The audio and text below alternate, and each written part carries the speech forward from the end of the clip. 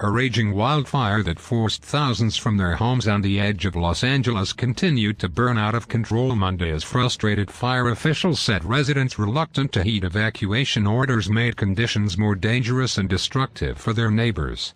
The smoky fire tore through drought-ravaged brush that hadn't burned in decades amid a sweltering heat wave and exploded over the weekend.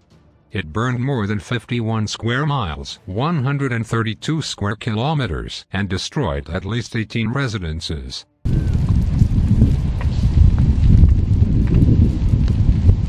fire activity out on the sand fire is extreme. Conditions are extremely hot, conditions are dry.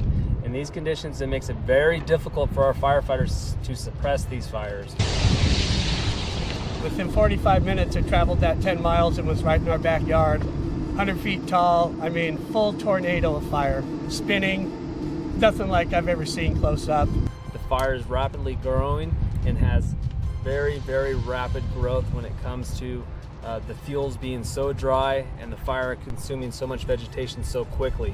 Very afraid, because if it comes over that hill into the canyons like this, it's a done deal. Eucalyptus trees, all that, they burn like, nothing you've ever seen. We have a total of 1,700 structures being threatened, and these numbers are as of 6 o'clock this morning, with a total of 1,500 civilians evacuated.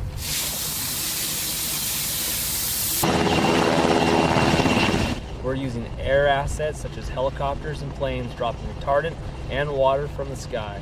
We have hand crews and we have engine crews going direct attack on the fire, trying to create as much containment as possible. With these conditions, it is very difficult to create containment just due to the fire's intensity. We have reports of the fire having flame lengths of over 50 Firefighters feet. were unable to battle some of the blaze because of evacuation holdouts. They had to spend time helping to safety instead of putting out destructive flames, County Fire Chief Daryl Osby said. Some firefighters felt that they lost additional structures because they had to stop what they were doing to help citizens evacuate, Osby said.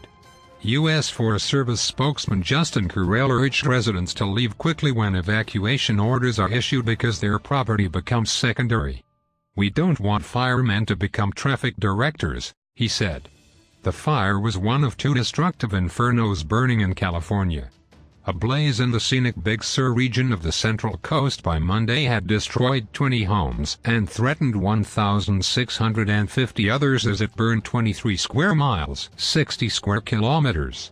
In Santa Clarita, 30 miles, 48 kilometers northwest of downtown Los Angeles, a fire broke out Friday near a highway and quickly spread through arid vegetation and rugged mountains before making its way down into canyons with sprawling subdivisions of large homes. By Monday, about 10% of Santa Clarita's 200,000 residents had been ordered out of their homes. The wind-driven fire kicked up Saturday like a crazy storm, said Kara Franklin, who said sand driven by heavy winds hit her in the face as she tried to get a horse and donkey into a trailer so she could tow the animals away. From a ridge top, she saw flames engulf a neighborhood. When the blaze appeared to die down, she thought the worst was over and returned. Then it flared up again and she and her son used a garden hose to put out embers that ignited spot fires on her property before fleeing. The heat was so intense, Franklin said Monday from a high school that had been turned into an evacuation center. It was an inferno that was blazing. Just coming over the ridge. 3 Forest Service firefighters lost their homes at a remote fire station in the San Gabriel Mountains, including 2 who were fighting the fire at the time. The fire destroyed film sets at Sable Ranch in Santa Clarita, which has Old West-style buildings used for movie locations.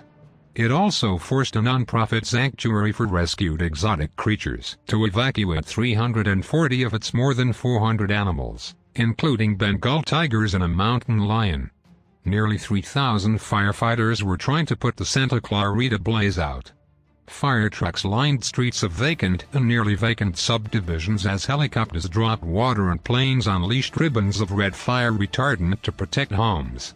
Some 10,000 homes were under evacuation orders, affecting an estimated 20,000 people.